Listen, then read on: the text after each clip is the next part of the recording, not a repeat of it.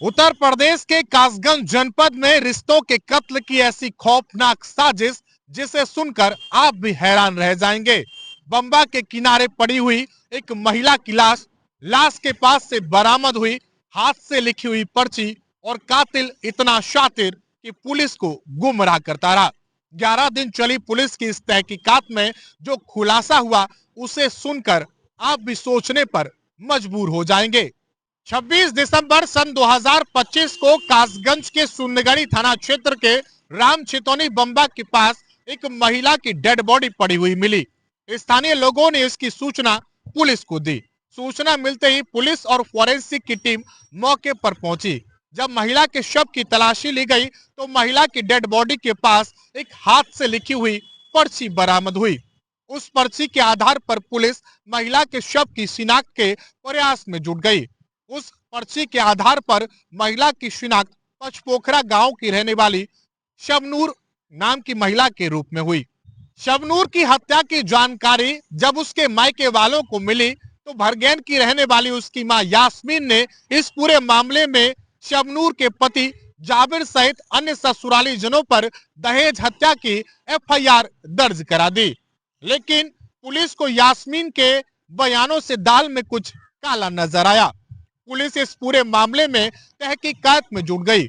11 दिनों तक चली इस तहकीकात में पुलिस ने एक के बाद एक कड़ी जोड़ी और पुलिस असली कातिल तक पहुंच गई। पुलिस ने इस पूरे मामले में मृतका शबनूर की मां यास्मीन का फोन सर्विलांस पर लगवाया। सर्विलांस की डिटेल से एक फोन नंबर सामने आया जिस पर शबनूर की मां घंटों बात किया करते थे।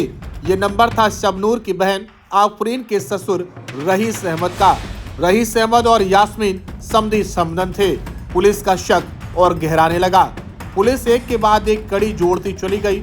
शक के आधार पर जब शबनूर की मां यास्मीन से कड़ाई से पूछताछ की गई तो उसने तोते की तरह पूरा खुलासा कर दिया। खुलासा करते हुए उसने बताया कि उसकी दूसरी बेटी आफरीन की शादी बदायूं जिले के उझानी में हुई है।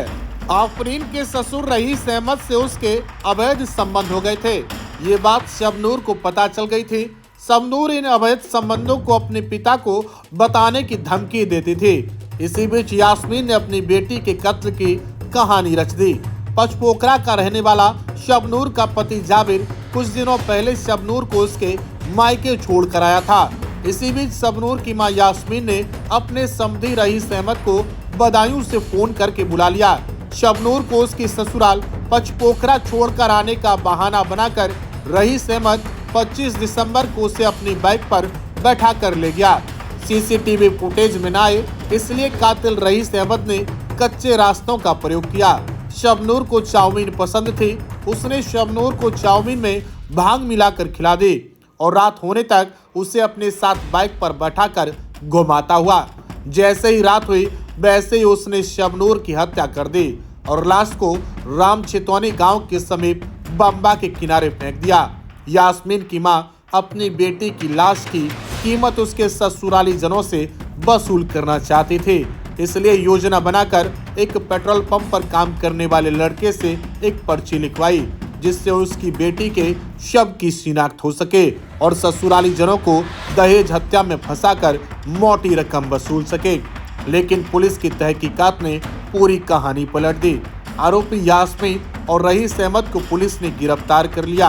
आरोपियों की कब्जे से घटना में प्रयुक्त डिस्कवर बाइक, हत्या से पहले उतारे गए शबनूर के जेवर बरामद हुए हैं। पुलिस ने इस पूरे मामले में आरोपी समधी समधन को जेल की सलाखों के पीछे पहुंचा दिया है। वहीं पूरे मामले में खुलासा करने वाली टीम को 25,000 रुपए का पुरस्कार देने की घोषणा एसपी अंकिता शर्मा ने की है। इसी बात पर एक शेर भी याद आता है कि कानून की चौखट पर जब सच ने दस्तक दी तो जुर्म की हर साजिश सलाखों में सिमट गई। कैमरा पर्सन रोहित विश्वासी के साथ मैं आयुष भारद्वाज, देखते रहिए हमारा कासगंज।